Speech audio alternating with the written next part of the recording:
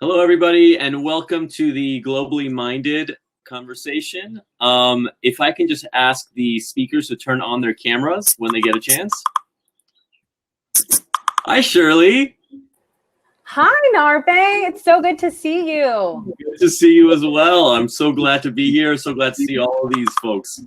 Hi, everybody. Okay, I'm going to let you get started because I know we're starting late. So thank you for being here. Of course. Hi, everyone. Welcome to Globally Minded. My name is Shirley Ibarra, and my pronouns are she, her, and I'm currently a manager of outreach and engagement at Netflix Animation. What are we going to be discussing today? The goal is how we can reimagine the global workforce and foster inclusive workspaces. Now, that's a pretty big topic, but we're going to be able to discuss and tackle it in our very own ways. But of course, before we get started with the conversation and all the goods, would love for each of our panelists to introduce themselves. And I'm going to kick it off to Jennifer. And at the end of your intro, Jennifer, if you could kick it to a next person, and then we'll just go from there. Sure, I'd love to. Thanks, Shirley. Hi, everyone. My name is Jennifer Porter, and I'm joining you today from my home in Tampa, Florida, where I live with my husband and our 2 kids. My role is Director of Global Learning and Development at Protivity, which is a business consulting firm. We have offices in over 20 countries around the world, which has given me amazing, tremendous opportunities to travel and connect with individuals from different cultures and backgrounds over my career. And for anyone who might be thinking, learning and development, what does that mean? The simple answer is that it means training for our employees. And that's everything from onboarding to technical skill building to inclusive leader development, and really designing and delivering those learning experiences in an engaging and meaningful way. And I'm delighted to be here today, and I'm especially excited to learn from the other panelists who are joining me. And so I'll kick it over to Robin to do an introduction now. Hi, everyone. I'm Robin Mcdonald. I am the head of talent acquisition for Skydance animation studios, both in LA and Madrid. And I'm here in Los Angeles, California this morning. Tracy? Hi, I'm Tacey Trowbridge. I work for Adobe and head up our global education programs team. I'm talking to you from Oakland, California.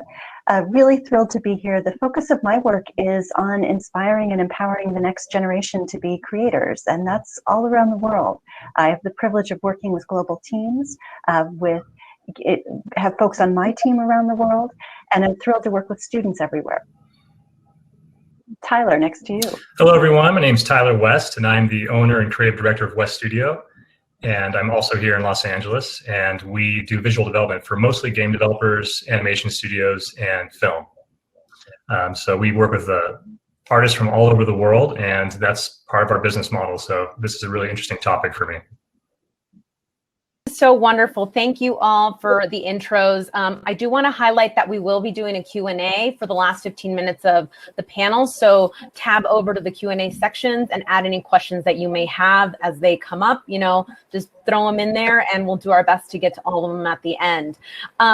So this is a great group. I mean, you know, whether we're in LA, I'm also in LA right now, but whether we're in LA, Florida, wherever we are working with a global workforce. And so I'd love to kick off the discussion with, what does diversity mean in other regions? And, you know, Jennifer, I'm going to throw it back, you know, to you first. You know, since you're working in 20 different countries, that's big. So what a big question like that? What does immediately come to mind?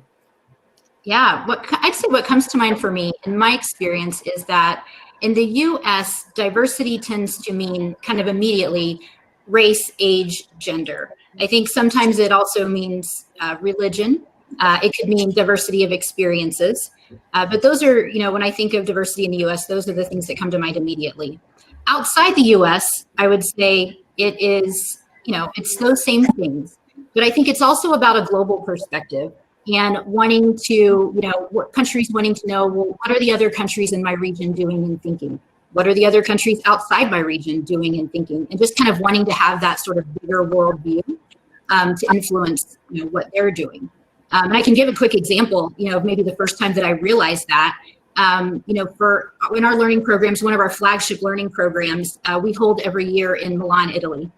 And it's a program that's globally applicable. So, it applies to people all over the world, but we have enough people in our office in Milan that, we could go there and hold a program just for the Italians.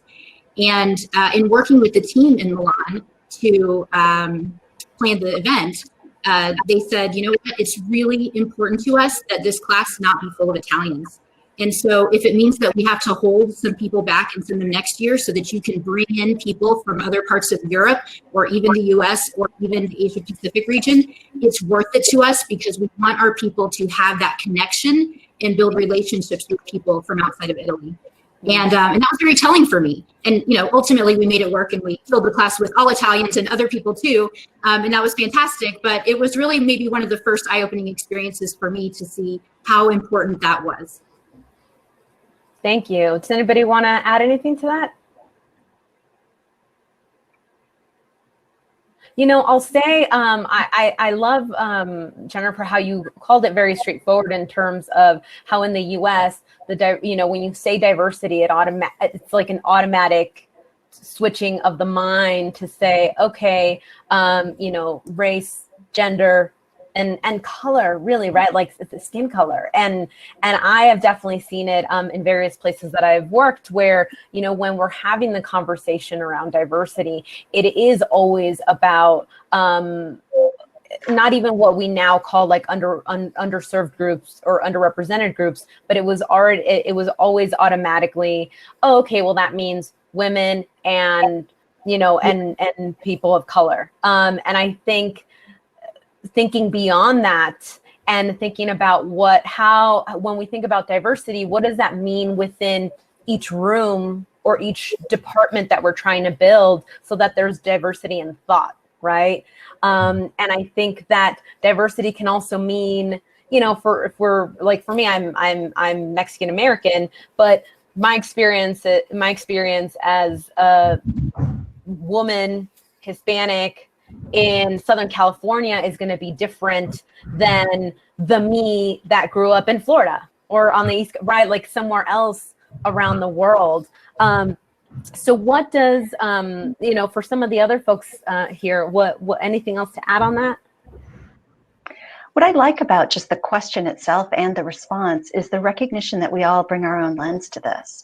And that as we think about what does diversity mean, particularly when you're working in a culture that's not yours, in a region that's not yours, in a situation where the other people in the room are quite different than you are, part of what that calls you to do is to listen, to understand, to do your homework, to be ready. And I think that just recognizing that diversity means different things, inclusion may mean different things, that you may need to approach things differently. Just that mindset, I appreciate the tone of the conversation already, because I think it allows space for the work that we all need to do to be ready to engage with others who live in different cultures and different environments than we do. And my goodness, that's such a wonderful point that you bring up, Tacey, of doing the homework, right? I think as, people that hire people, usually it's the candidate that needs to be doing the homework on prepping for an interview, making sure they know everything about the company and all those things. But as people that are hiring outside of where we live and jumping into other regions, what is the homework that we're doing to, what I always say is to be culturally competent, because that's really what it comes down to, right? You want to be competent in these other cultures that exist. Right. Tyler, for you having your own business, how does that, is that something that you need to have more focus on? I mean, like for Jennifer, right? She's putting together these trainings for others, so she's probably the expert that can help all of us. But for you, owning your business, how does that change for you? Well, for us, it's really interesting because each project that comes in is a different ask and a different creative goal. And so we always hire the right person for the job, regardless of where they're from in the world. And oftentimes we're just looking at their portfolio. We don't even know, what their gender identity is, what their nationality is sometimes. And so it's basically, when the goal is to have the best person for the job, the end result is always a very diverse group of individuals. That's just the end product. That's what you end up with. And so we see it all the time. And it's really special now that we can just go and handpick these people from all over the world that are just going to be so right for that product. And sometimes that product is something that caters to an Eastern market or a Western market. So that's something that we need to identify and we need to figure out before we start recruiting. Yeah. Yeah. And on that, I mean, when you're recruiting and interviewing, you know, how has the virtual interaction impacted the workplace for each one of you? And I would love for everybody to kind of touch on their experience here. Robin, would love to start with you. Sure. Yeah, it was, to be honest, really hard to get used to at first, just because I've spent my entire career having candidates in front of me versus, and video was never something that I preferred at all. So trying to get into the mindset of, well, this is now kind of the world that we're living in, and there's not really a choice. I think that the upside of it has been that we've been able to talk to people all over the world. And also too, just with recently, Madrid, Skydance had bought Alien Studios, as probably most people knew, in Madrid at some point last year. And then I kind of came in to help the recruiting department over there because there was a huge recruiting effort. And so it's been incredibly helpful to build relationships just with that team. And then again, also to be able just to really have it just feels like a lot bigger reach of people we're able to speak to. So it's actually been a lot more positive than I thought it was going to be. Casey, how about you? Yeah, it's such an interesting question. I think a lot of my work, even prior to the pandemic, was through video. So that piece wasn't new. I spent a lot of time on these kinds of calls. But I think what is new is the deepening of relationships. So the opportunity to really get to know somebody, that often happens in conversation, and it's in a hallway, or it's over food, and that I miss. I think because it's a little bit harder to get deeper. But the opportunity is that I've got a global team, and we are now all on video. There isn't a disadvantage to being at a distance. Certainly we've got to figure out time zones, but in terms of the way in which people show up, there's something that's equalizing about having everyone on video. It's not what I would choose to do forever, but it has really raised some important questions about how you take a team that may be based in a particular country and include other folks in it. How do you make sure you're building the right kind of culture to do the great work together? And I do think that one of the best ways to get to know a culture, to get to know people, is to actually engage. And that just happens differently now, but there's a different kind of access. Definitely. Tyler? Yeah, technology for us has made it so much easier just to discover talent and reach out to people that we may have never have heard of before. So there's people all over the world who never thought they would have the opportunity to work for like a AAA game, some big franchise.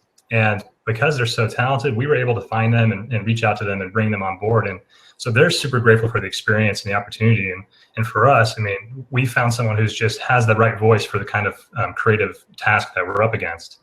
And we just find that that's just the best way to work. And it's also really enjoyable. We really love learning from other people's perspectives. And there's all these different styles that come from all over the world that are just they're coming at it from a different perspective that you just can't get from someone who's sitting in the same room as you. And that's a great thing about this technology that helps us connect.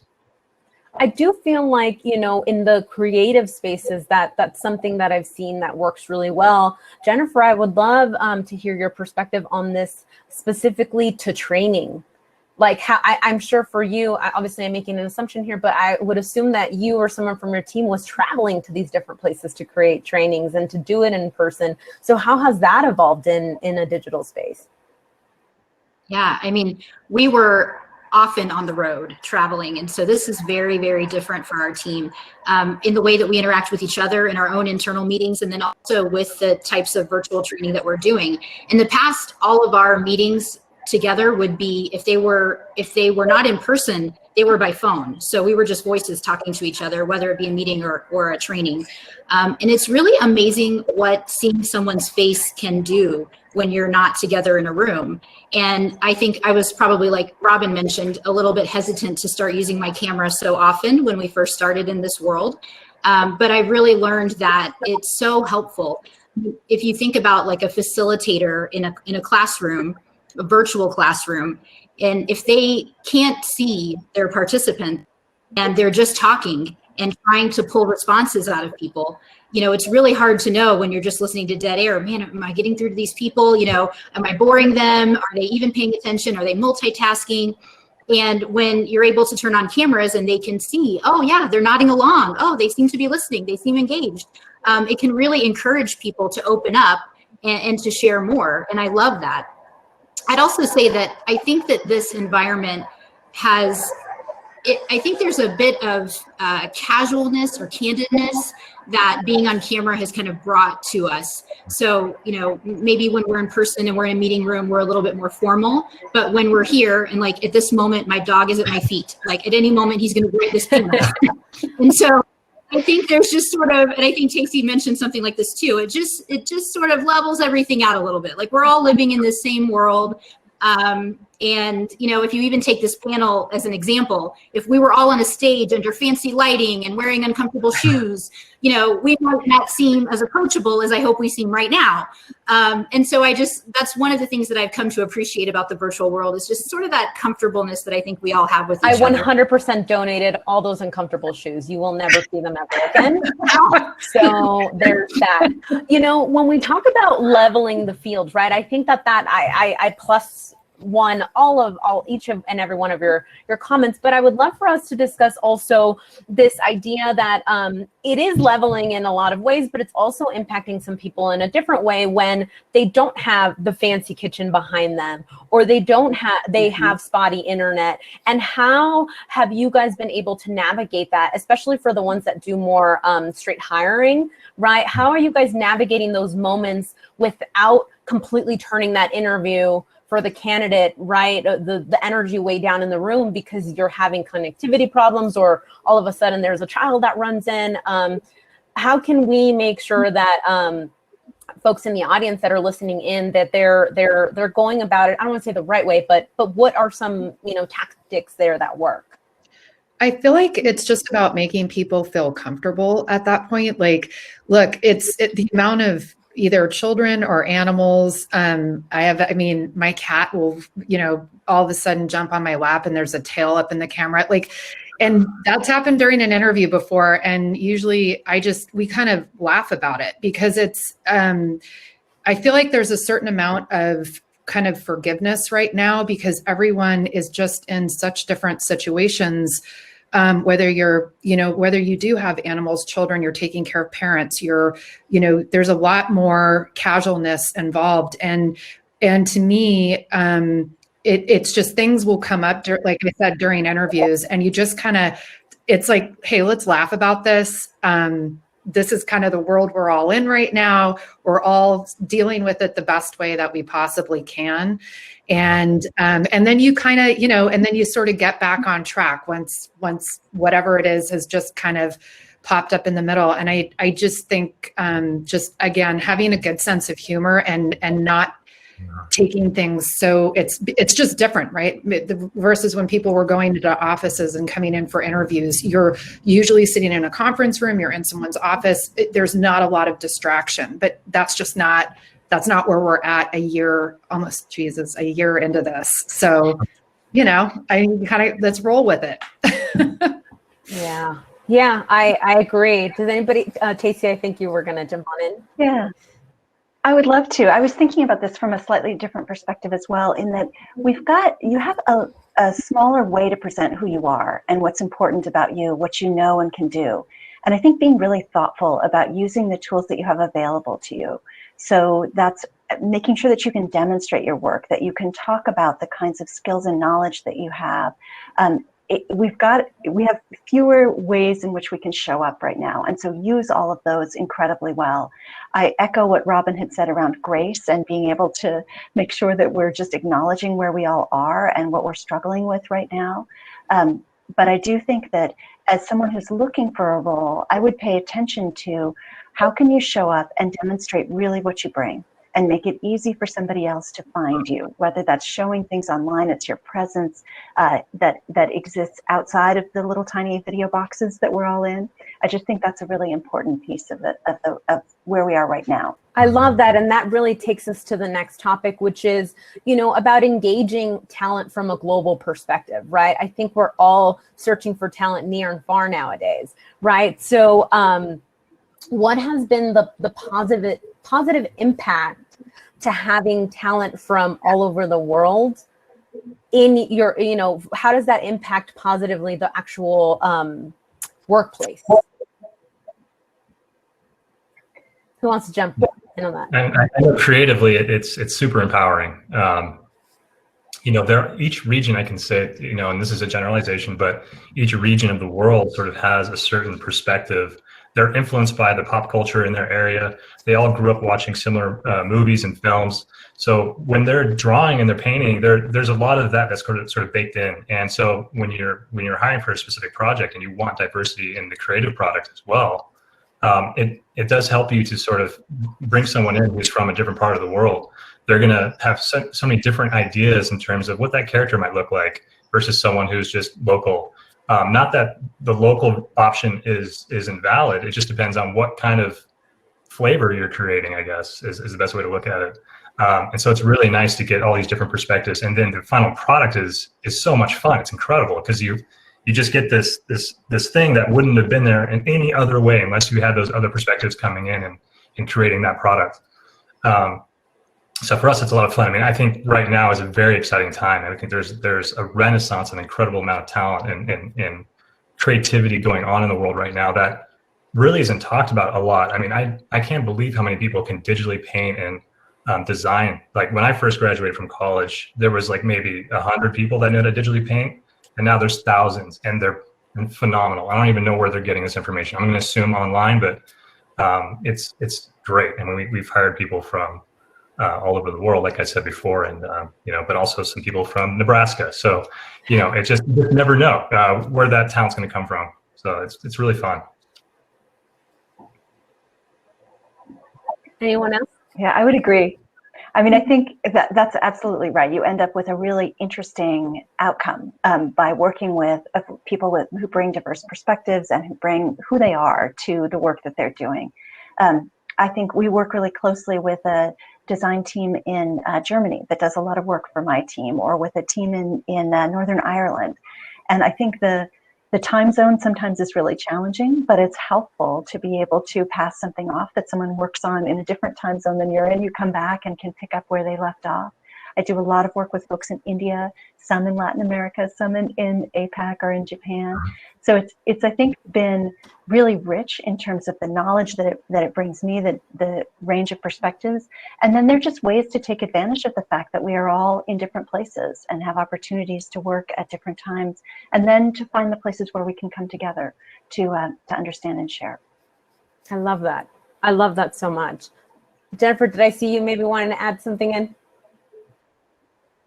Well, I love everything that Tyler and Tacey said, and I would love to share an example. My favorite example is our instructional design team that's based in India. So, imagine that we have this team of instructional designers that are just, incredible creative talent. I mean, just incredible people. And largely the work that they do for our team is sort of behind the scenes, right? So they're taking other people's vision and they're bringing it to life through animation and video and, creating different slides and materials, but they never really interact with learners. And so in this world where we need to be virtual and we need to be working on sort of a 24-hour clock and delivering learning, in different time zones, we had a need where we needed producers and we needed lead facilitators who could help support some of those time zones. And so we went to our instructional design team and we said, hey, this is totally different than what you do every day, but would you be willing to step outside your comfort zone and, kind of consider doing some of this work for us? And they were absolutely, happy to try, happy to get in there and learn more. And they have been amazing at it. And it's something that we never would have known. You see my dog. It's something that he's stirred up by this conversation. It's something that we never would have known had we not been in this environment right now, we would have never considered that we, wanted to have them be lead facilitators. Now they're getting the chance to share their own perspectives and, really contribute to the different learning that we're doing. And so it's been one of my favorite parts of what's been going on. For all the negative, when you think about the positive, the opportunity for our instructional design team in India to become voices and interact with learners has been incredible. I love what you say, Jennifer, and thank you for that example, because that's a great one. And I wanted to bring it to this group because it kind of made me think about something of, again, we're all in privileged positions where we're people managers and we are confident and comfortable in the work we're doing, where we would bring up an idea like that to kind of say, hey, here's a different way of doing it. But how can someone that maybe isn't higher up on the ladder or something like that bring an idea to maybe their manager or their boss to say, hey, I feel like we need to go more global, or I feel like there's an opportunity here, without the fear of just rejection. Can anyone touch on that?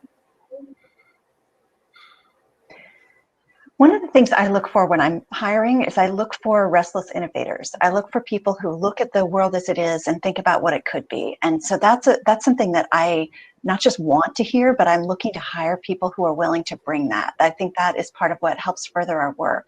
If I think about how much the world has changed since I started my career, when the internet didn't exist, when we just were in a very different way of communicating, and where I think we're going, the change is just accelerating. And so know that what you're bringing is a perspective that's needed and important. Every organization is facing tremendous challenges and has to work differently if they hope to survive as they go forward. And so I think having confidence in your own ideas, being willing to bring them forward, looking for the right opportunity to do that. But I think that's part of the value that you bring. When I hire someone, I rarely hire them just for the specific work in the job description. I hire them with an eye towards, this work is going to change, and I need somebody who's going to be able to continue to grow and adapt. And so as much as you can demonstrate that increases your value within an organization, because the organization has to change as well. I think too, kind of as people managers too, it's just to kind of jump on what Tracy said, because I completely agree with her. And I think it's our job to make people to help foster an environment where people feel like they can do that, right? Because you need to encourage that. And then when people actually come with those ideas, the answer cannot be no, or, thanks for that, and dismissive. It needs to, we need to be the people that are helping foster those conversations, I think, and kind of having bigger group discussions about it. And I think for at Skydance, for example, even just on our feature films, when we're having when we screen the different stages of the film for the studio, everyone in the studio gets to screen the film. Everyone has a feedback form that they fill out that gets read by our story trust and is discussed as a studio. And I think I think it's very important, again, not just even as managers, but companies really kind of fostering that kind of open dialogue and making it okay for people to be able to come with their thoughts and ideas. That's great. Thank you. Definitely. It starts from the beginning, right? And now with engaging, and this will be our last question before we move over to the Q&A. But, with everybody engaging this talent, again, from this global mindset and sometimes new perspectives, how has that impacted the actual company culture? Has it? Yes, definitely. I think having diversity with our core team, for example, definitely fosters new ideas. I think it uncovers different perspectives that I don't think we would have visualized without that diverse crew that we have and that we trust and love. So for us, so much of what motivates us to get our work done every day is our the effort that we're together working towards, the goals that we're working towards. And And it just makes a more enjoyable environment when everyone feels heard and they can share their perspective, which is going to be unique, and that's a good thing. So for us, I think it definitely just makes the product that much better. The clients are happier. We enjoy the work that much more. So overall, a good thing. I also think about the way it informs the work that we do, that our audience is a global audience. Our audience is quite diverse. And so we want to make sure that we are coming to that with an understanding of who they are and the kinds of things they need. And if we have one type of person who's part of our organization, we're not going to be able to serve an audience particularly well. So I think it's critical for the outcome, for the work that we're doing. And we see it in big and small ways. I think some of the small ways are the kinds of holidays that we celebrate have gotten really interesting and much broader and international. And I think, so that's a small sign, but I think an important one. And then as I look at how folks rise and what allows them to move through the organization, some of it is about having experience in other cultures. It's living someplace different. It's bringing your own personal experience to the organization. So that in a global organization, advancement really requires that you bring a variety of perspectives. And so I see that as something that has lasting impact as well. Yeah, I'll share a little bit personal, but for me, this is the first time that I've been at a company where I'm not the only one that looks like me, that has maybe a similar background culturally, that we can really, connect and be authentically ourselves. And it's not something that you have to then explain. And that's been something that's been very powerful from like a company culture standpoint of you have that 10 times over and everyone is just like, it's a huge plus to have that. And Tacey, I'm all with you in terms of I will celebrate every single one of the holidays. I've had so much fun learning about all these different cultural customs and being able to share my own as well. That's been so wonderful to have as part of the company culture, being able to bring your full authentic self. Does anybody want to add anything before we jump over to the Q&A? Okay, so we're going to do the Q&A, but I want you to also marinate on this, because before we hop off, we're going to do probably 10 to 12 minutes of Q&A. But then at the end, I want you each to leave us with one actionable thing that as employees or as people managers, we can do to create a more inclusive workplace wherever we may work. Right? Just one thing, one actionable thing that we can do the following week. So Q&A. How do your studios feel about a half and half work week, half virtual and half in office? Do you see this switch happening after COVID? Well, can anyone answer that?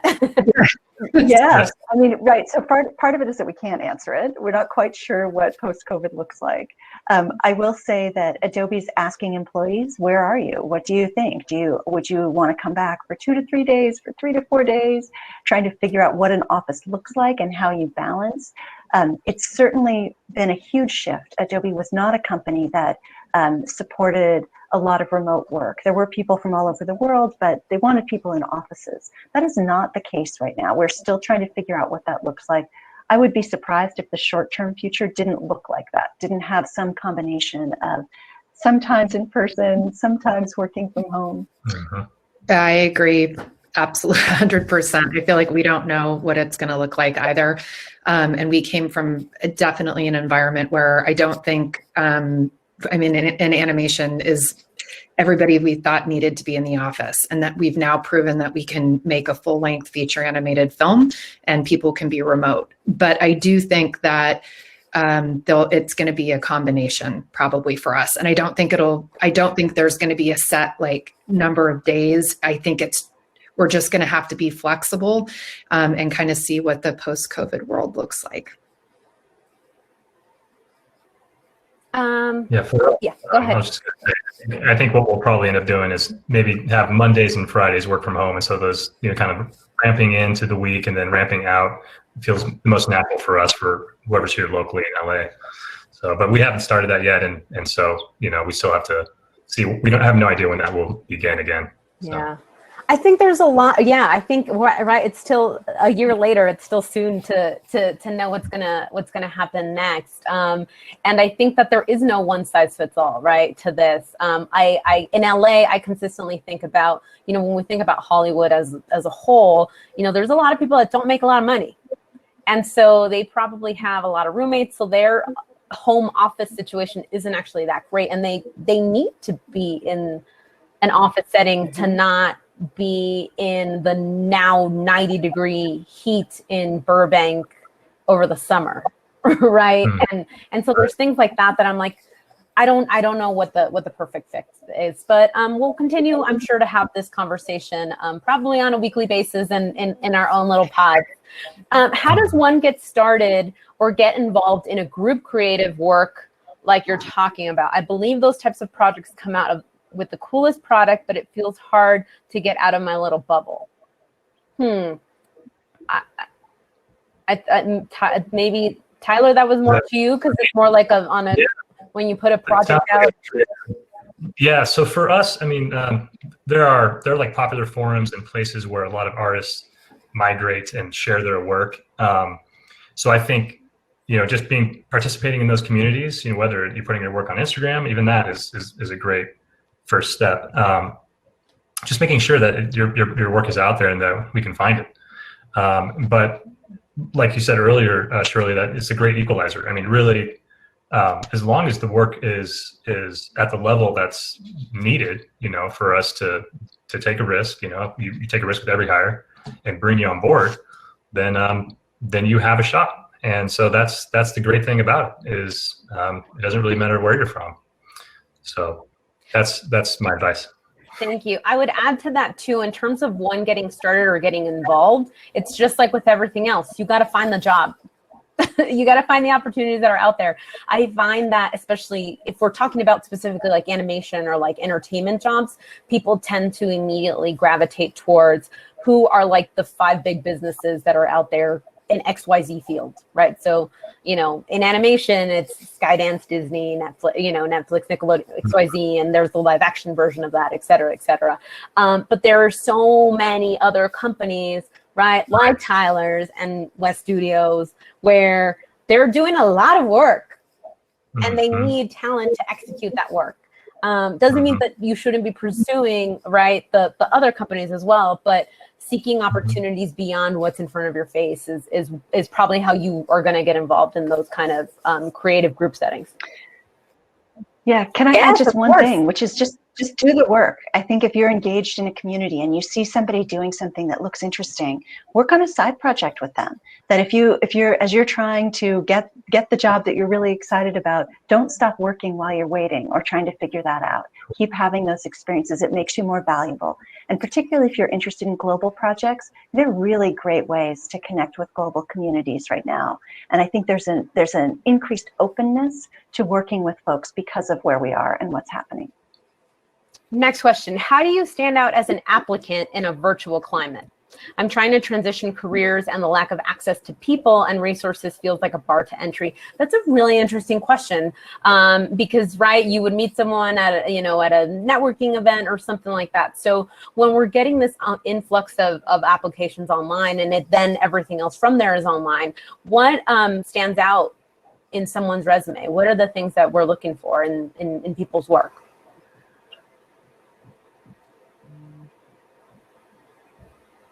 Should I answer that? Yeah, go ahead, jump on in. I mean, for us, we're oftentimes, looking at the quality of the work, and it's nice because we all speak a universal language, so that they could be from anywhere. And there might be some limitations in terms of, okay, maybe they can't go to the expo that's going to be in Los Angeles next year or whatever, but really, that's not how we find our talent anyway. So I think it's about really being passionate about what you do, making sure that you're putting your work out there, and like Tacey said, that you're staying busy, that you're still creating. Well, you don't just like throw a couple job applications out and then just wait. I mean, you just keep doing what you're doing, and people will notice. They will, and they'll start calling you. So You just got to be really productive and stay after it. Yeah, I would add to that too, that I think don't lose sight of the rapport building and sort of being yourself in the virtual environment. So, it's easy in an interview to be very rigid, and perhaps, an interview virtually makes you feel even more so.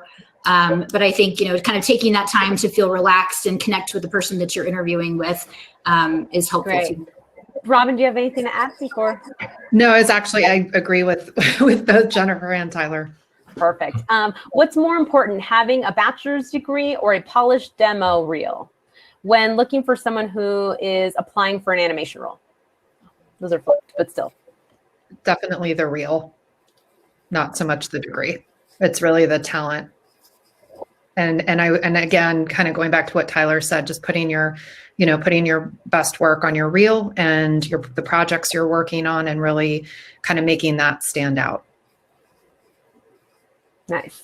Do you think virtual recruiting and outreach is here to stay? Do you prefer traveling to meet people, or will you switch to online outreach post-pandemic? Ooh, it's an interesting one. I was gonna say, that's a good question. I'm always gonna go old school on that. We'll still travel, and we're still gonna want to meet people in person. We still will. There's gonna be a bigger element of the virtual that we're gonna use, just because we have a bigger outreach when we do that. And I've appreciated that about this. But I still want to meet people in person and get coffee and go to conferences when that's safe to do again. That's personal. I'll say I'm a little bit of new school. I've loved the digital space. I'm so much more efficient and can add more people to my schedule. And Robin, I love me a lunch of coffee, and I love all that. But yeah. I do feel like I've been able to connect with so many more people. For sure. And so I'll throw out the little bit of new school, but also still love the old school. Agreed. Let's see if we could jump into one more question, and then I'm going to throw it back to what I asked previously in terms of each one of you giving that actionable item. Let's see.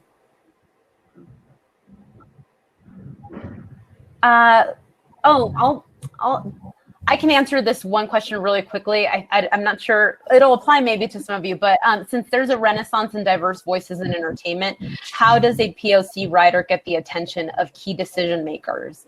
As someone that's working specifically with writers for writing initiatives, and I've read way too many scripts, it all goes back to good writing, good storytelling, those basics, those foundational those foundational elements have to be there in your writing, and then get it out to people, right? So whether it's competitions, fellowships, agents, managers, of course, all those things, but it all goes back to good writing. I read a lot of stuff that's not quite there. And so making sure that those things are leveled up.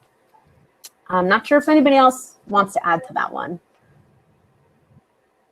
Nope, okay. So one more then. Are there any international studios / projects that are specifically looking for national diversity / inclusion? We need national in there. So yes, maybe? Yes, I think yes is the answer, right? Are international studios or international projects, are we looking for diversity inclusion? I think the answer is yes. Right? Done. Yes, we are looking for you. Put your work out there. This is a good one to end on, actually. What advice do you have for, I'm going to strike POC because it's everyone. We're in a wonderful place. What advice do you have for someone that's trying to get their first production assistant job when they are coming from a different job title or industry? That's a wonderful one to end it on. Yes. I think that it makes sense to focus on the essential skills that you have, and whatever role that you've had responsibilities. There are things that you've had to deliver. There are capabilities that you have, and so I would think about how to frame the essential skills that you have in ways that make sense for where you want to go. And don't be apologetic. It's hard to transition from one industry to the next, but you have skills that are transferable and that are important. And I would think about how to tell the story of those skills and how to demonstrate those skills in a way that's relevant. You can use examples from a different industry, but wrap it with, here's the broad thing. I am creative, I'm hardworking, I'm innovative, whatever the skills are. Talk about the skills and then give the examples from the previous industry. It's really possible to do. So don't sell yourself short, I think is the biggest piece. Yeah, having like that's a cover letter, being able to do that and to explain it is going to be really is essential. Because people do read them. Yeah, Casey, I think we all need to write, for all the newer folks trying to change careers or are in that cycle of application rejection, write it. I'm telling you right now, write it on a Post-it and stick it on your laptop that says, don't be apologetic, right? Don't apologize. Just write it. Don't apologize for anything. Like, that's obviously I'm having the aha moment myself, but it's like that thing, right? Of like, we need to get away from that. We all have wonderful experience in whatever that may be and applicable skills that can translate in these other ways. Yeah. And keep on pushing. Okay, now to wrap up the panel, I think you guys all have had amazing careers, and so can really I want you each to send us home with what is that actionable thing that each one of us, in the audience and myself, when we're going back to work next week, obviously still virtual for the most part, what can we do to make sure that we're making our own workplace more, inclusive and diverse? What's the action item? Robin, I'm gonna start with you. I was like, don't start with me. Come on. You put it out there. You thought about it and you put it out there. I'll start. I can start. So, but then I'm coming right back to you, Robin. So I'll say I would reach out to someone that perhaps is from a different team that you've maybe seen on the virtual call, and you that they're there, but you have no idea what they do. Reach out and have virtual coffee or just a 15-minute check-in to see what they're about, what's their background, what are they doing. So connect with someone new. I like that. Oh, can I jump in next because it's similar to yours?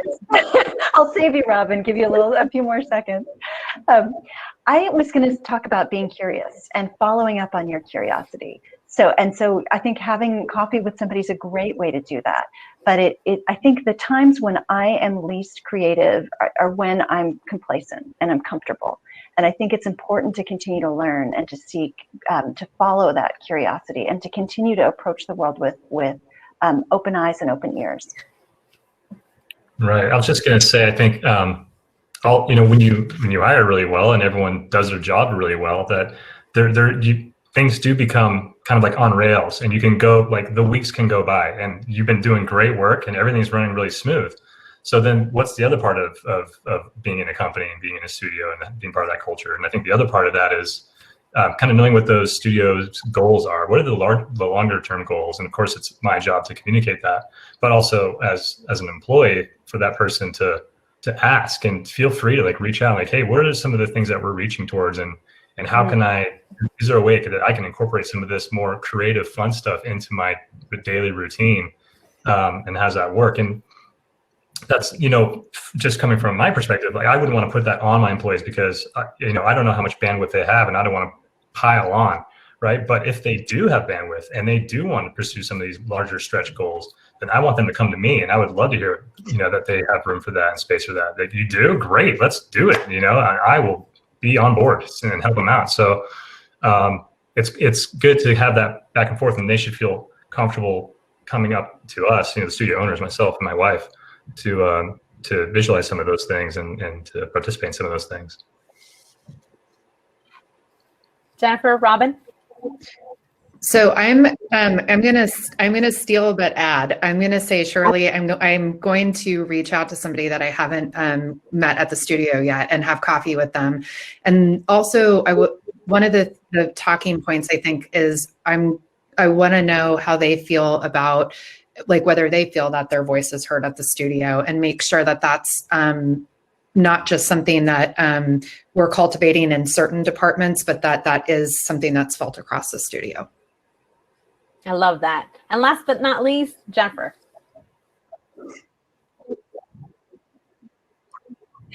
Well, first I want to say, I thought all of these were fantastic ways to close out, and I have enjoyed this so much and feel really humbled to have been on this panel. So thank you all so much. I've learned a lot. What I want to share is that one thing is true in my experience, and that is that you can never go wrong when you put people first. And the most successful leaders and the most successful organizations that I know of are almost zealots about this. And you really cannot be a good teammate or be a good steward of a business or a project if you don't genuinely care about people. And so my one takeaway would be, do not let any person who you've had an interaction with in a day walk away without trying to convey to them in some way that you care about them and that you see them and that you celebrate them for the unique quirks that they have and the talents that they have and the strengths that they have, and helping people to feel that feeling of psychological safety and comfort, Ooh, you know, I love everyday interaction. Love that so much. Thank you so much to all of you for spending Saturday here at the BRIC Summit. To everybody in the chat, thank you for being engaged. And, you know, in a virtual setting, we love seeing the chat. So thank you so much. Panelists, it was so wonderful. And I hope that we can either do this again virtually or at least get the lunch at some point, Robin. Thank you, Shirley. Appreciate it. Bye, everyone. Such a privilege. Thank you. Thank you.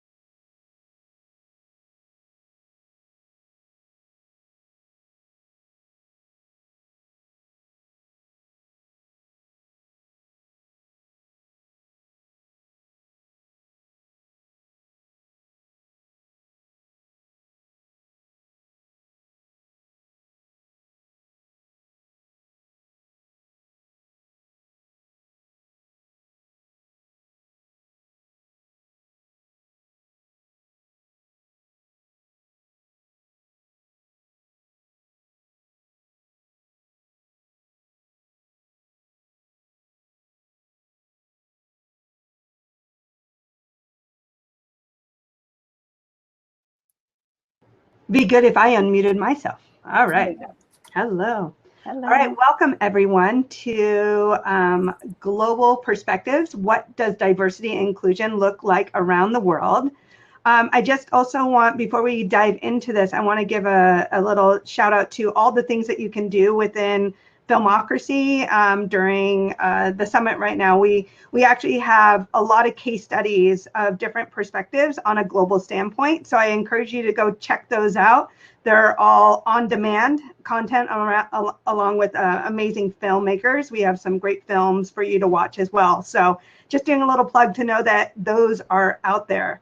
If you go to the main map, the Lighthouse has a lot of those on-demand content. So we can help navigate those, but the case studies are amazing. They'll stay on demand, but we have ones from Asia to Latin to South Africa to Canada, the Canadian one. So it's really about how does different areas really look at diversity. And so that might be a good thing to check out, especially after this talk. So with no further ado, hi everyone, I'm Allison Mann. I'm the CEO and co-founder of the Brick Foundation. I'm also VP of Creative Strategy over at Sony Pictures Animation. I'm here today with Brianna Bellamy, Intercultural Training Special for the Robertson Center for Intercultural Leadership. So Brianna, I thought maybe we could start off and you can tell us a little bit about you. What does your job entail? And how did you get into this work?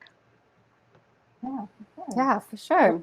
Well, thank you so much for having me. First of all, it's been so amazing. I've been going to a few of the talks and I'm just really inspired by all of the conversations happening around the BRIC Summit. And it's really encouraging. Feels good. So yes, my name is Brianna Bellamy. I am an intercultural training specialist with the Robertson Center for Intercultural Leadership. We call it CIL for short. And our work is to do professional development and leadership development for organizations and individuals. And we work at the intersection of intercultural leadership and diversity, equity, and inclusion. So that's really where we sort of bring in this global perspective around diversity, equity, and inclusion, and both how can you improve your organization and improve your leadership to be more inclusive as multinational companies, but also even if you are based here in the US, we have all kinds of layers of culture and diversity in teams here in the US. And so the skills that we teach are relevant and I think very necessary in many, many contexts. And myself, my own story, I got my start as an experiential educator, living and working in a few different countries abroad, but mostly I was based in Nepal and a little bit in India and a little bit in Latin America, in Guatemala and Bolivia and Peru. And but most of my time was spent in Nepal. I was there for about 7 years in my early career. And I think, one of the things that has really brought me to this work has been my own personal journey around my own identity as a mixed race woman in the US, and the many early experiences of exclusion and belonging and feeling like I wasn't quite on the same page as my environment and that there must be other pages. And that really set me on a journey of wanting to learn about the different ways to live in the world, and also to do work that is focused on building more inclusion. And that has been a very long journey and a continued learning. And I am really just grateful for the opportunity to work with so many people who have this similar focus and mission of building more equitable worlds. And we've talked about this offline, but you're like, I don't come from entertainment. I don't know. And I feel like, within the philosophy of BRIC, we believe in empowering perspectives and having outside perspectives that can influence the way that we do stuff in our own ecosystem. So I think your perspective is completely valuable, to us, and it will be fresh to a lot of people in allowing us to think of things maybe a little bit differently. For my personal self, we look at things in the US a really specific way when it comes to initiatives around diversity and inclusion. I was always wondering, what does that look like and how does that reflect on a global standpoint? We have very specific, we're kind of this melting pot within the US, but that's might be a lot more surgical or specific within different regions of the world and how they tackle diversity. So when we come up with our own strategies within the US, how does that impact the global, whether it's the talent or the content, you think? Yeah, that's a great question. You know, I think that this, being aware of our cultural differences in when we start to expand to a more global perspective, I think is super important in this context of diversity, equity, inclusion around the world, because in the US, we tend to have a very US-centric perspective, right? We're looking at diversity challenges from our historical context and also from our cultural lens and our cultural values. And when you start to expand that in a global context, you'll see that countries around the world may grapple with really similar challenges, but they also have their own unique historical context, as well as their own cultural lens through which they're relating to these different diversity, equity, inclusion challenges. And so, you know, an example of this is in the US, we really focus a lot on race. Of course, right? We have a very specific historical context in which issues around race they need to be very central, right? And at the same time, when I've been in other countries working with colleagues from other countries, there's often this like, why are you always talking about race in the US? And that is, again, because it is a very particular historical context for us, right? That is not congruent in every case, right, in other countries. And so there needs to be a bridging. There needs to be some way that we're able, when you're working in a multinational context, to be able to understand one another's historical context, understand one another's cultural lenses, so that you can actually be building truly inclusive diversity, equity, inclusion initiatives in your organization. Would you say? And you, sorry. Sorry, go ahead. I was going to say, you really can't use the same frameworks in every context. And so I think that leads into, I think, what we were talking before, the cultural anthropology aspect to going into it. And that's a lot of some of the work that you've experienced. Can you talk about what that looks like as well? Yeah, I mean, again, this is an orientation of really just looking to the fact that different cultures are operating from different values, and those values are what influence and inform their behaviors.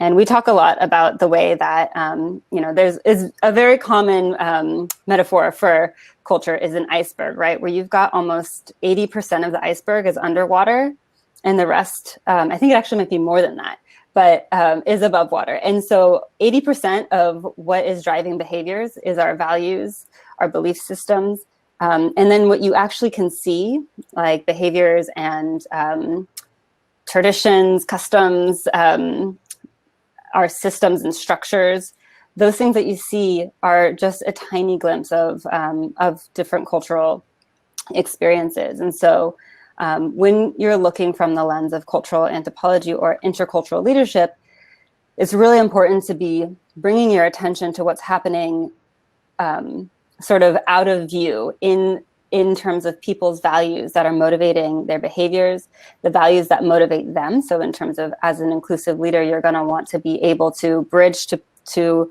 other people's cultural values and what motivates them, and be aware of that might be different than what motivates you or what motivates someone in your cultural context. And so bringing those parts of the conversation into DEI efforts is also important, right? Because we want to be able to meet people where they are and be actually relevant to their context, and also not be falling into the same trap of actually enforcing our own views, perspectives, values, and behaviors on another context. In the initiatives that we're trying to do we're like trying to be inclusive, but then we're actually enforcing something that is not taking into account the genuine differences.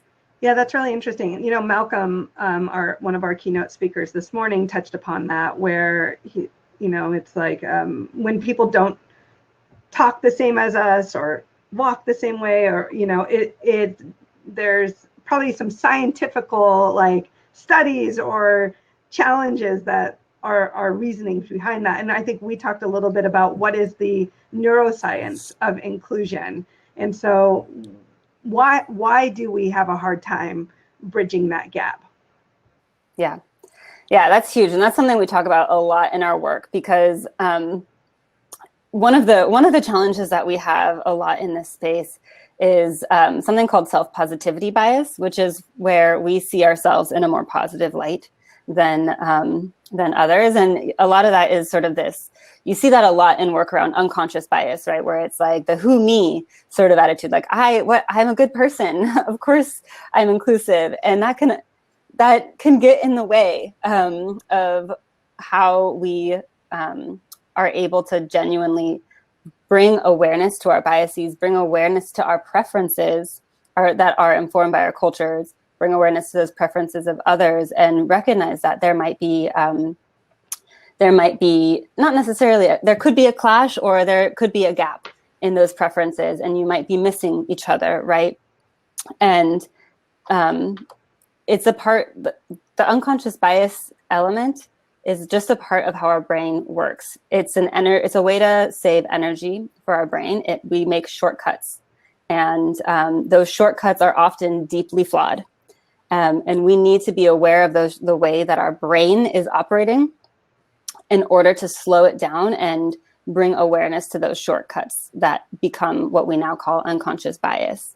So that's one layer of some of the neuroscience that comes into this. And then the next layer is that the concept of pain, physical pain, and exclusion, both of those experiences actually light up the same part of our brain.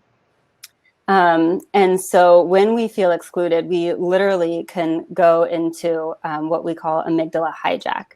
The amygdala is the part of the brain that is responsible for keeping us safe. It's constantly scanning the environment for threats. And physical pain is one thing that it registers, and it also registers difference often as a threat. And so what happens is the amygdala floods our brain, hijacks it. And that's what you often hear is called like fight, flight, freeze, appease. There are some different terms that have been used for that. But what happens when we go into those states is it literally cuts off access to the frontal part of our brain called the neocortex. And that part of our brain is the part that is responsible for creativity, very relevant to this field, right? For collaboration, for trust building, for problem solving, for like really all of our sort of higher thinking and all of those skills that are actually necessary to bridge differences and necessary to collaborate and work inclusively. So if we're not aware that that's happening in our brain when we're recognizing difference, we have less agency about how we respond. So one thing we teach a lot around the neuroscience is that we need to be able to bring awareness to what it feels like in our experiences, in our bodies, in our emotions, in our thoughts, to be in that state of hijack. Because often when we encounter difference, we jump much more quickly to judgments and evaluations because we are in this sort of emotionally heightened state. And so having some emotional management strategies to really bring yourself back into the neocortex, and some specific strategies are things like, of course, your breath, but finding commonalities and finding appreciations is another really good one that really quickly gets you out of the amygdala and into your neocortex. I absolutely love the science behind it, because oftentimes I feel like when we talk about D&I and we talk about initiatives, it sometimes feels surface level. I don't think we're getting into the nitty gritty of really how to solve it, because we're not understanding each other enough behind the science. How is it so recruiting and how we're building teams is one thing, but what is it like as far as, they say, the more inclusive we are with the content, the better we are financially. So how is it when individuals are watching content? How does the neuroscience still play a part? And will that help in bridging gaps and understanding different cultures, like the more, different types of content we do put out there? Will that? I mean, yes, absolutely. I mean, exposure is huge, right? I talked about those shortcuts that our brain makes. Those shortcuts are based on associations that we are getting throughout our life, through our development. And so our brain just kind of creates these patterned associations, and then it will create the shortcuts. And that's part of the root of some of our biases. And so being exposed to content from diverse perspectives, telling stories that are genuinely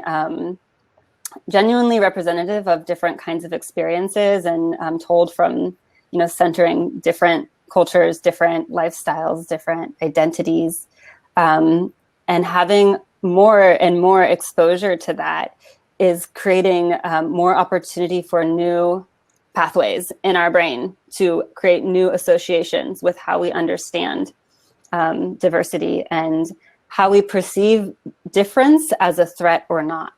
The more familiarity that we have with it, with different ways of living, or different identities, or different experiences and perspectives. Absolutely. I think it's so important, and such a huge opportunity in the entertainment industry to have such an incredible impact on a wide scale. Something that Karen Tolliver was talking about in her keynote was that, and Malcolm also mentioned it, but it was about giving people the opportunity. And this probably is going back to just not being familiar with how somebody, or having the confidence, because they're not as familiar with these types of humans in general, right? Because the unfamiliar is scary. So therefore, in your brain, is it the neuroscience of lacking confidence that person can take on that opportunity and succeed? Because I feel like within women and underrepresented groups, I feel like sometimes there's less people getting opportunities because of that unfamiliarity, and because so how do we overcome that? What are steps that leaders in our space that are predominantly white can overcome and give these people opportunities, and so it's more well-rounded? That is a huge question. And I think I don't know that there is a right way at this moment, but there are a lot of strategies and a lot of skills in particular that leaders can be developing in themselves and in their teams. One very baseline is, again, being aware of your unconscious biases, bringing those up, surfacing those, and being accountable to those. And that takes work and intentionality. Building self-awareness, again, that place around working with Amygdala Hijack is, and being able to bring yourself back into your neocortex is so baseline. And it sounds kind of basic, but it's actually not. It's not easy, and it's not natural. It takes effort, and it takes practice, and it's a muscle to build. And what happens when you can actually recognize when you're going into these states of acting from bias, or responding from these kinds of more automatic connections and associations in our brain. If you can slow that down, you have a lot more agency around taking a step back and being able to look at what's really happening, and being able to look at many perspectives. We talk a lot about this particular model that we call Diver, where it's describe, and so starting with describing what's happening. So, for example, if you're a place in hiring that you might see a lot of biases, one that you often see with women is maybe she's too aggressive, right? And maybe in a man that would be seen as taking initiative, right? But so slowing down and seeing what's the action that you've now associated as aggressive. You've made an evaluation of that, or an interpretation, but slow down and see the behavior. So she took these 3 steps, without having to be asked. Or she made a request in a specific way, in a very direct way. Then you can back up and say, you can say, what are my evaluations of this? What are my interpretations? And then how do I verify? How do I get more perspectives about this? How do I understand more directions of, what this behavior might be, or different motivations or values, or other people's perspectives of what might be happening here? So I can check myself, and I can check my own assumptions about the situation. And in that way, slow down the automatic bias process. I think another thing too is just building these specific competencies in your team and in yourself. Specific competencies meaning ones about self-awareness. That was that first layer, about your own identity, about your own impact on others, your emotional responses, your biases, etc. Understanding your perception management, so being able to manage your perception. Again, some of those tools of slowing down and describing and checking yourself and getting multiple perspectives. And also being really, really willing to understand dynamics of like, what is the dominant culture here? And who's responsible for bridging across that dominant culture? And how can I, as someone who has influence and power in an organization, be bridging to those who might have a really different style, so that I actually overlook them because they're doing something really well, but it's different than what I value and different than how I would do it. So it ends up getting overlooked. So to be able to actually look for those people and bridge to them, and is a way of inviting them in more to flourish more, to bring their full potential to the work in the organization. I think that was something that we had mentioned in our previous conversations of who's responsible for bridging. And I feel oftentimes it's the underrepresented voices that are making really more of an effort to adapt, versus probably us needing to meet more than halfway. So why is it that one group works harder than the other most of the time? Yeah, I mean, that has a lot to do with privilege, right? I think there's a saying that all privilege is ignorant, and this, I think that can sound harsh in some ways, but I really think of privilege as ignorant in the sense that you don't have to think about these particular situations. You're not constantly made aware because of the circumstances of your environment, because of the fact that your particular identity or your particular values and preferences might be the dominant, right? So it takes a lot more intentionality and effort. Whereas if those who are not from such privileged, or not coming from the dominant cultural background, the dominant identity background, the dominant value set, the dominant perspectives, they are constantly having to be aware of how they can get into. And you hear this a lot in job interviews, like, is this person a culture fit? Mm-hmm. And that can kind of be code for like, is this person enough like me? Is this person enough like us? And I think that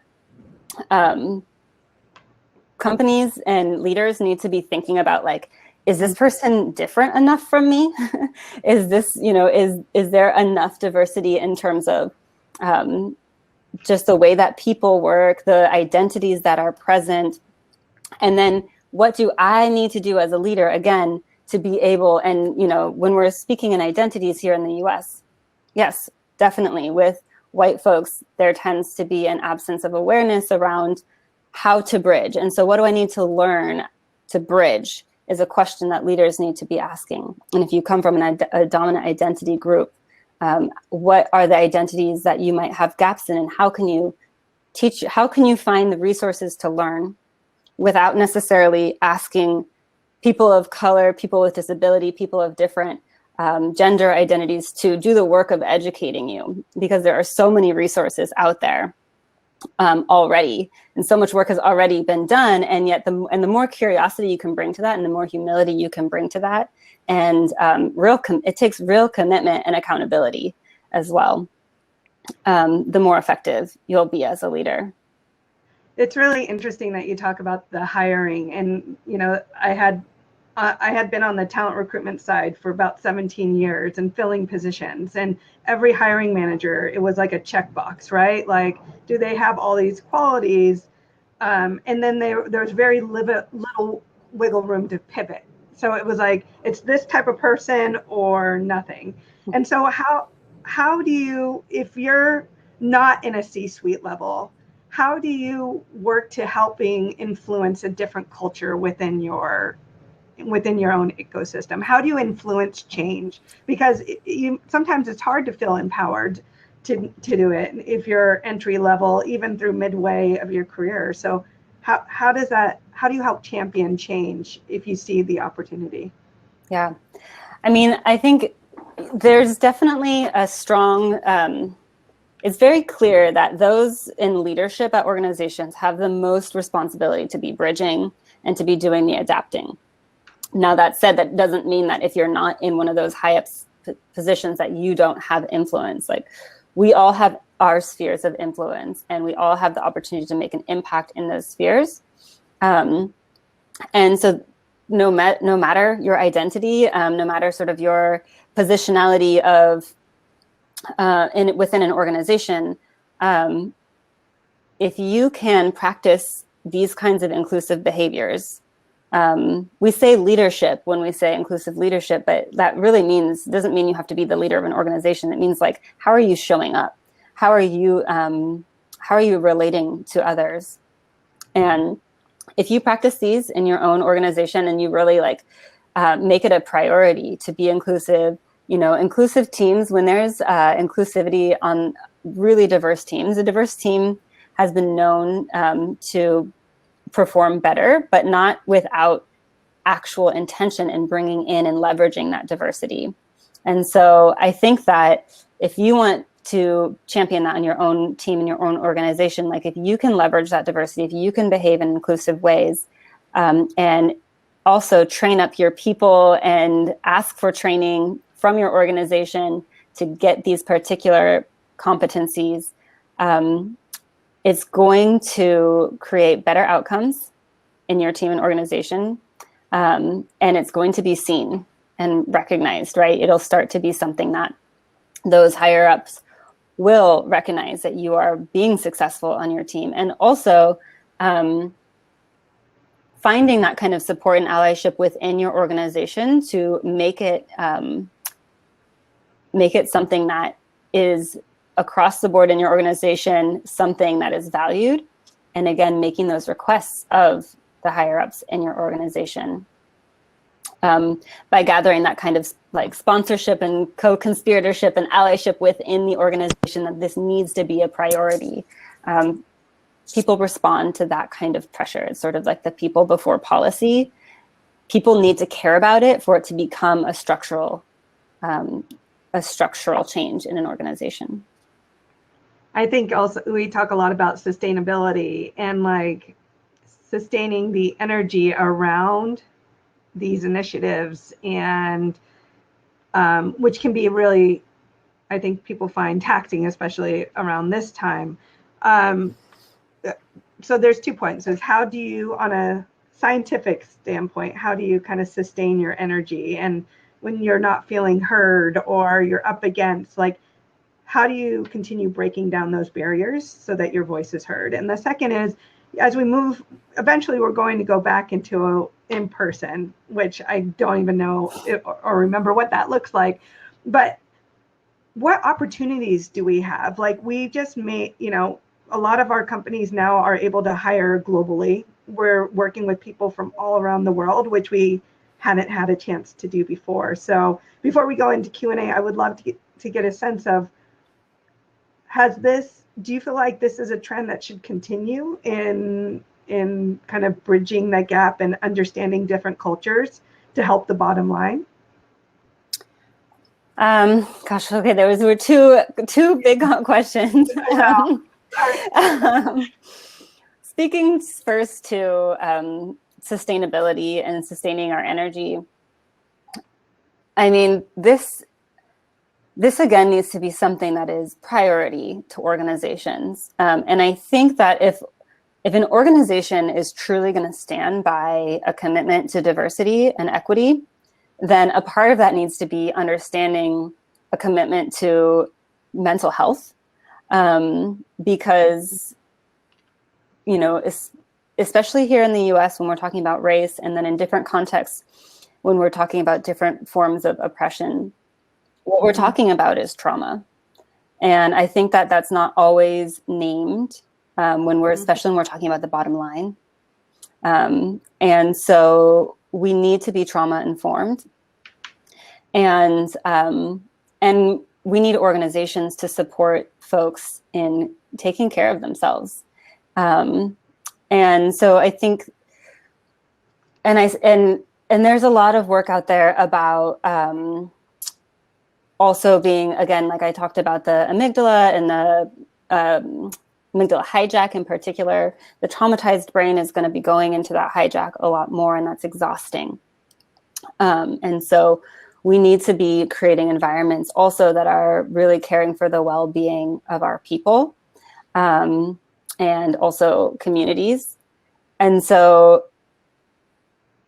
that's something that, you know, it just needs to be a part of the conversation when we talk about DEI initiatives, that it's not just about our structures and our equities and our opportunities, but it's about making sure that people are taken care of so that they can be showing up to this work, so that they can be showing up to the opportunities without being completely drained by constantly having to, you know, fight this fight. And also, you know, for myself as a person of color in this space, I find it really helpful to surround myself with community that is also in this space and taking care of each other and themselves. And so that's something that I would really encourage people to be thinking about as they think about the sustainability of doing this. And you know, I would say also one dominant cultural value in the US is like grind, right? Work hard always, like just push, grind, like push past any awareness of what's happening in your body and your health. And I think that this COVID time has taught us to actually recognize our bodies and our health a lot, because we're so aware. And that part of bridging is recognizing that we need to break out of this very rigid cultural belief that grinding through everything is the way to go, right? I think that this self-care piece needs to be a part of our cultural, needs to be more integrated into our cultural, our dominant cultural way of operating as organizations. So that's one layer. Can you say a little bit, what was your second question around, it was moving back into person? Yeah, eventually we'll all go back into in person. And as of right now, you know, we've had the opportunity to work across the globe in our hiring. And I think that is having a positive impact. But do you feel like we should, and is there opportunity to continue working in the global once we're back?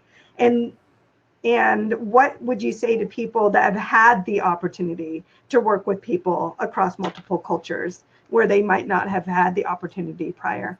Yeah, I mean, I hope that we get to continue working in this global realm. And I think it's so important, again, because I mean, I just truly believe that diversity is our greatest resource. And the more we can leverage diversity, the more innovative we're going to be.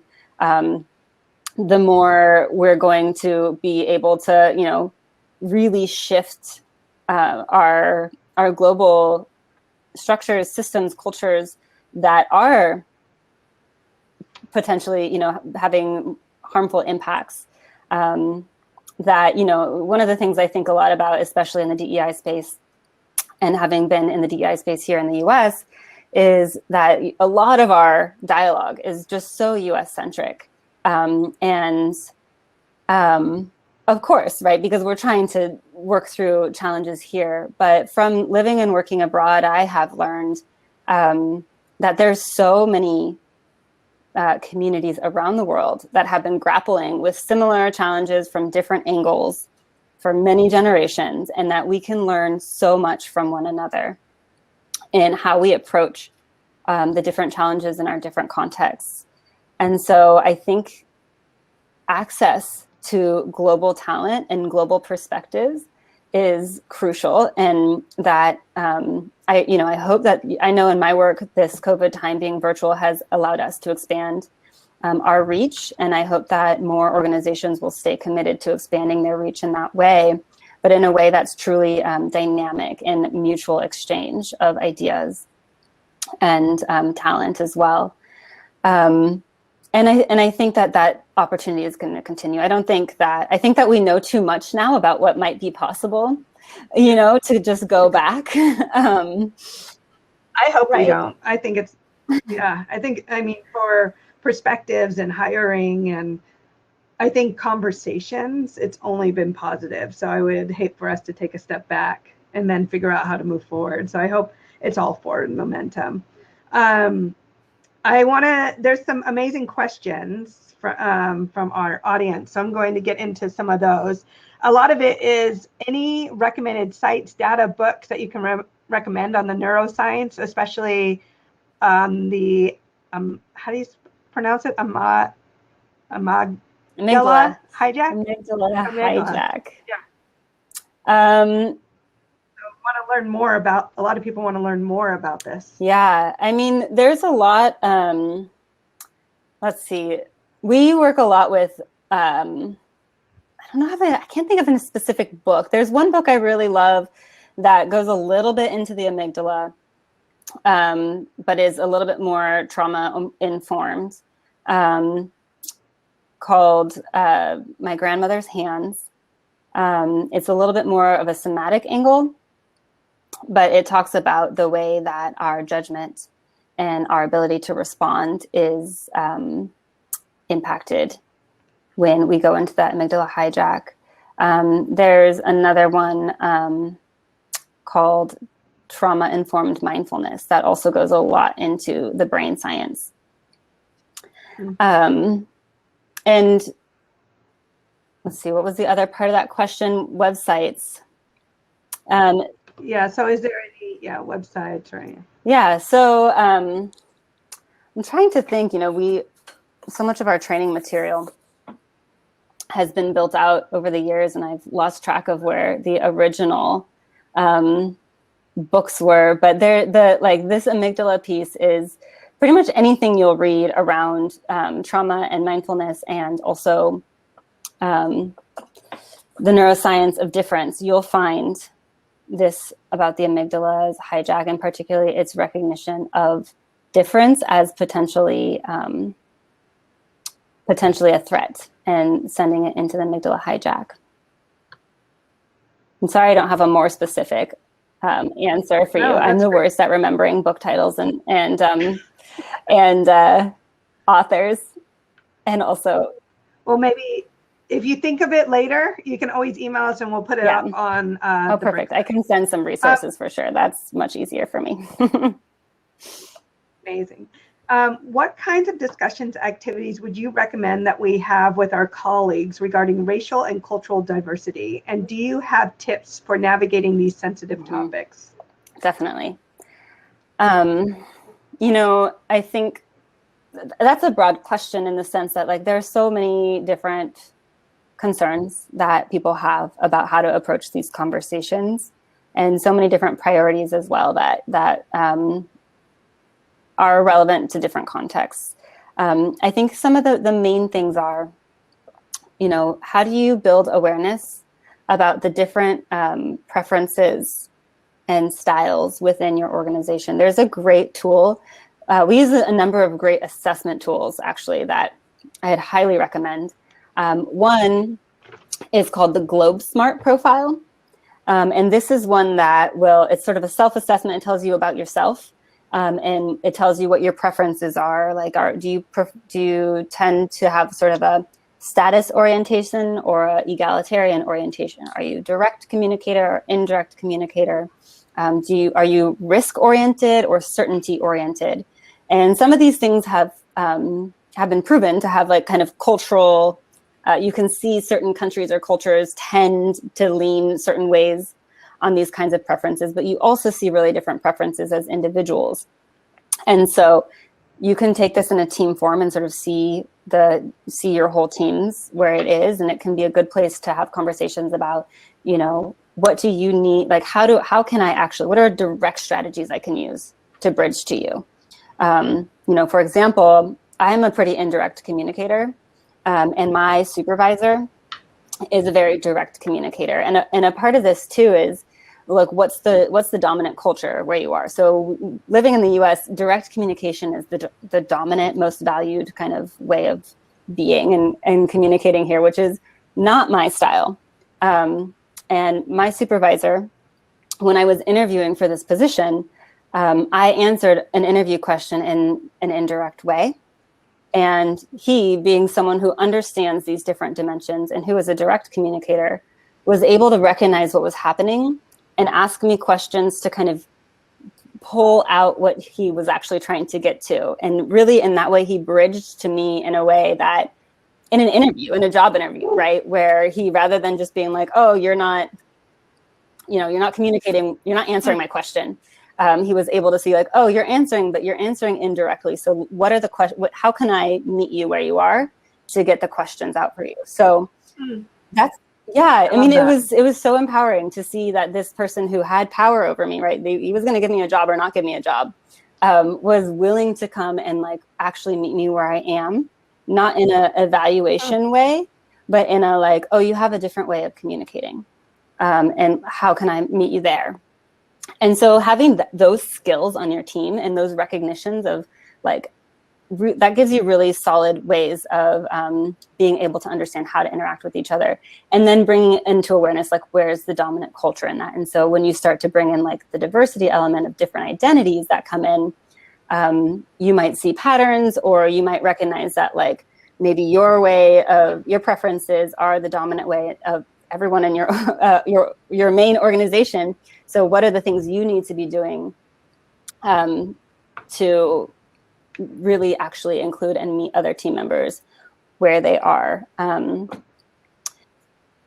love that. I feel like that doesn't happen enough. Like for me, like when I'm interviewing someone, like I'm just curious about a human. And I feel like sometimes the interview process or meeting people, the lack of curiosity isn't there. For one, it's just like, are they hitting these boxes instead of really diving into what motivates that person and who they are? And then how does that perspective, how is that going to help build my business and move it forward in a dynamic way? Oftentimes it's like status quo, check the box and move on. I love the fact that you had a interview that was, I feel like, so special and rare, and that's pretty encouraging to hear. And I think we need to hear more stories of that. I think more of those types of conversations. I think that needs to become a norm of how do we communicate with each other when it comes to and also that he was and that like also recognizing that when you come into an interview with a certain lens of what you're looking for, of course there are specific things you are looking for, right? Like certain skills that need to be there for certain jobs, but also recognizing that you might, because of the lens you're coming through, you might not actually recognize potential unless you get curious and unless you learn about different ways to bring that out of people by including them, by bridging to their culture, to their values, to their style. That actually invites them to come more fully into the conversation and bring their actual talent out more to you. And so building that kind of competency of awareness and bridging can actually help you not miss really amazing talent opportunities that we might miss just because we don't, we're seeing from our own lens and we're not able to recognize the potential in what appears different. That's beautiful. I almost want to end on that note, but there's one more about kind of mental health. And I think during this time where I think we're all struggling in different ways, and there's a feeling of isolation. And I think, again, bridging bridging gaps and finding empathy amongst each other, but there was one about the college institution and where it starts really in education and then moves into the workforce. So talk to me a little bit about, just on this last one, how do we combat the mental health? How do we find empathy? And also different colleges, there could be like international students that come to the US that have a different way of teaching and expectations. And so how do we bridge the gap there within our educational systems? That's a really good question. And I do think that, you know, such a big part of it is this competency on the part of educators as well, around being able to be trauma informed and also be inclusive in their behaviors and be, you know, all of these same skills we're talking about for leaders of companies and organizations. Like educators and educational institutions need to have those same competencies. And in fact, we work a lot with higher ed in our work because of this, because you do have students coming in from, you know, really different cultural contexts, or from different countries, and also from the US, different class backgrounds, different states, you know, just all kinds of different communities. And so having them all come and mix together and, you know, maybe not also have the skills to be building an environment, sorry, my camera's going off here, building an environment of inclusivity. Having educators and educational institutions be skilled in these kinds of inclusive behaviors and also have that kind of trauma-informed lens is really important. And then also then building those kinds of opportunities and skill sets in students. I think it's super important to start with students when teaching these kinds of intercultural competencies as well, because, you know, these are the people who are going to move in and make changes and tell our stories moving forward. And so, so I do think, again, like it just needs to be a part of the priority of the skills that we're cultivating in our leadership in corporate and nonprofit and multinational and educational and all these different contexts. Like prioritizing developing these competencies in yourself as a leader and in your workforce will be a key part of really being able to make these changes and create environments that are not continuing to cause harm to diverse populations. Amazing talk. Thank you so much for sharing your perspective today. If people want to learn more from you, how can they follow you, get more information? Come back Sorry, my camera is going on and off. People can find me at the Robertson Center for Intercultural Leadership. Our website is cil.berkeley.edu. And we have a lot of trainings coming up. And so you can we post our thought leadership there, and you can find out about workshops and trainings that we're doing by signing up there. Thank you so much for being part of the BRIC Summit this year. Consider yourself part of the BRIC family, and we would love to continue conversations with you. It was super Thank you so much for having me. Thank you so much for sharing. All right, and for the 75 that are still on, remember that we have a bunch of amazing talks that are on demand, different case studies from around the world. So if you enjoyed this talk and want to learn more about global perspectives and how does that impact around the world, please go check those out. Again, we have Canada, we have South Africa, we have Asia, Latin, some amazing chats. So please go check those out as well. And they are on demand. All right, thank you.